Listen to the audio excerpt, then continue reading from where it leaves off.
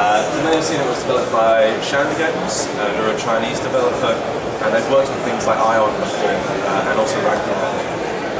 We'll be releasing it in German, English, French and Polish, unfortunately no Spanish. And annoys a lot of people, I'm sorry about that. Don't worry, we'll play in English. Okay, cool, perfect. And we have the rights for Europe and North America, and they'll be releasing concurrently as well. So what we're going to do today is Lee's going to, in a second, jump into the game and show us a few of the features of Eligium, starting off with the character selection screen. I'll start off by giving a little bit of background info to the story of Eligium. It's quite a complex one. It has a lot of detail in the game, but I'll just give you a very brief overview. Many years ago, the humans had a continent in the game, and a demon army invaded. They were always in factions of humans, they could never keep peace. They were destroyed by this demon army and had to find a new continent.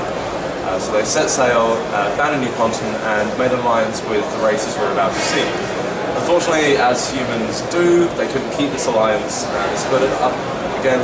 And these two forces are the two factions in the game, which you'll see in just a second. It's the Kingdom of Holy Light and the Empire of Glory. And these are the two factions players will choose at the start, and depending on which one they choose, will depend where they start. So, Empire of Glory has a different start of its own than the Kingdom of Holy. So, let's get Lee to jump into the character selection screen, which is where players will start, and just introduce us to a few races. Yeah. So in Eligium there are 4 races and 5 classes, but there is a class race restriction. So for instance, the humans can play the warrior class, as you can see here, female version, and they can also play the mage, and the male version.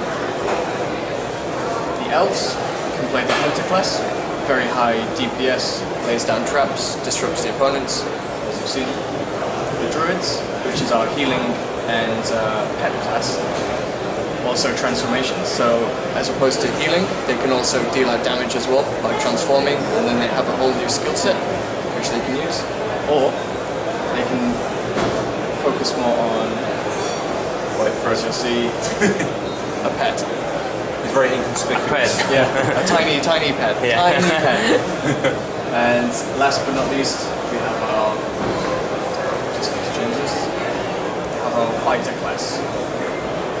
Panda. Or fighter panda. Seems to be very in vogue at the moment with World of Warcraft and choosing a panda. If you play much of Terra, there's a warrior class which looks a lot like a panda. Return of the Pandas, it's big in gaming at the moment. So each class will have specializations at 15 and 40, level 15 and level 40. So to go back to the human warrior, you could go down a damage dealing route, or you could go down a tank route, however you prefer. The mage, as you've guessed, is our spellcaster, has different spells for each specialization, so one for ice and one for fire. The hunter can specialize more in traps, or they can specialize more in more stealthy tactics, high DPS, high critical hits, and then get out of the way, get out of the damage. Druids, more transformations or more pets. And finally, the fighter. Very unique class. This was originally going to be an elite class, which was unlocked after your first playthrough. But we decided to have it open from the beginning because, come on, it's a panda. Everyone loves panda. Everybody loves panda. People want to play as the panda. Yeah, look at it, it's amazing. Also, you might see in the bottom right-hand corner there's a little menu saying Virtue. This is something that players can choose from. It will give them a little buff depending on which one they choose. It also has another effect when you go into a dungeon in a max group of 5. Depending on what combination you have, it will give the whole group a buff. But you'll need to have a specific combination, so it's something players can maybe play around with in the game. So let's jump into the game. We've got our pre-made panda here. Very dapper panda. With a top hat. So as we're loading up the game, I'll just quickly give you a brief overview of what makes Eligium. Eligium is a feature monster. It has a lot of features in it.